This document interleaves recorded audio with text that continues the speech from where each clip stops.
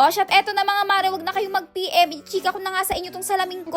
Hihintay ko lang din talaga na mapansin nyo yung salamin ko bago ko i-chika sa inyo. Kasi nga iniisip ko pag may nakapansin maganda, pag walang nakapansin pangit. Sa pagdi-DIY nga nito, kakailanganin lang natin tong foam strip. Ay wait, teka lang, i-check ko ulit kung yun ba talaga yung tawag dito. Ay naku, wag na nga, ubos lang ako ng oras, basta ito na yun. May dati na talaga siyang nakadikit dyan kasi DIY ko na rin yan dati. Siguro 1 taon na nakakalipas. Kaso nga masyado akong nasisimplihan, gusto ko talaga yung may paribon-ribon. Kaya eto, gagawin ko siya ulit. Sa paggagawa nga pala na ito mga mare, kailangan mo ng mahabang pasensya.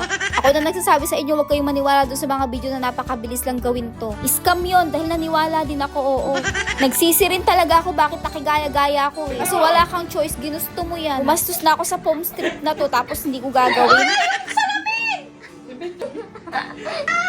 Tatanggal yung pandikit.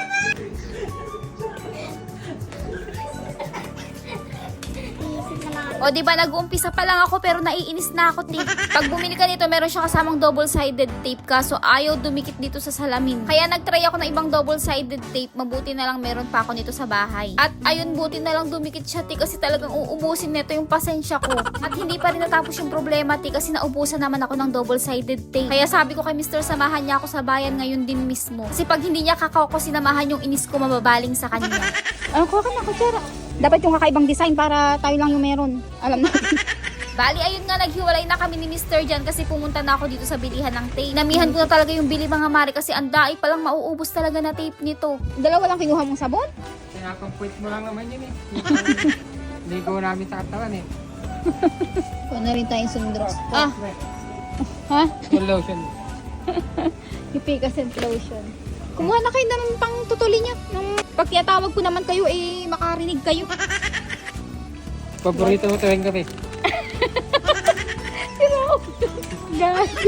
Oh, shot, eto, nakauwi na nga kami mga mare, hindi na ako nakapag-video pa, pinagpatuloy ko na nga itong ginagawa ko. Kanina nga, 2 lang yung dinikit ko dito, pero ngayon tinaray ko yung 3, pero mahirap pala siya. Mas madali nga mga mare kung isa lang yung gugupitin nyo. Siya ko, ayan, natry ko yung 2 tsaka 3, mahirap na pag 3. Medyo bumubuka siya pag sa gitna. Gusto ko nga sana dito, matakpan niya talaga yung buong gilid, kaso hindi pala pwede. Eto, at nilipat ko nga dito sa kabilang side mga mare, kasi mukhang mas bagay siya dito, tapos ginawan ko lang yan ng paribon. Basta ayan, gawan nyo na lang din ang paraan kung natatanggal pa yung dikit, doblehin nyo na lang yung pandikit. Yung ribbon naman, madali lang gawin yan. Maganda nga may paribon na ganyan kasi matatakpan niya yung mga dugtungan. Tapos mag-search na lang din kayo sa TikTok kasi maraming design doon na pwede nyong gayahan. Mabuti na lang pala, hindi ko tinanggal yung brown na sticker dyan sa gilid kasi tatanggalin ko sana yan, kulay itim yan ay. At least, diba, bumagay naman siya at mukha naman talaga siyang magandang tignan. Eto na nga siya nung natapos ko na, diba, ang ganda rin naman. Eto na nga yung ginagawa kong background pag nag-video ko ng mga product. Kaya naman napansin nyo kaagad. O, shot, kung balak nyo nga rin mag-DIY ng ganyan, ilalagay ko na lang yung link ng strip na yan sa comment. At ayun lang, salamat sa panonood. God bless!